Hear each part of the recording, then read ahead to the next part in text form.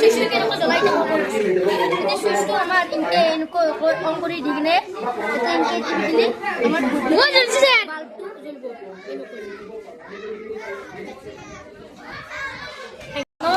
নমস্কাৰ আমাৰ সত্তান বৈদ্যুতিক বৰ্তনী আৰু সেইবোৰৰ উৎপাদনসমূহত এতিয়া 62 ক্ৰিয়াকলাপ 2.9 বৈদ্যুতিক সুইচ আৰু তাৰ কানেক্ট কৰি কেনেকৈ বৈদ্যুতিক বাল্ব জ্বলাই তাৰ বিষয়ে দিয়া হৈছে। পৃষ্ঠা দশমিক ক্ৰিয়াকলাপ আমাৰ দুটাৰ ড্ৰয়িং পিন তাত দুডাল কাৰ লগ লগাই এটা সেফটি পিন লগ লগাই কেনেকৈ সুইচ বোলত দিয়া হৈছে।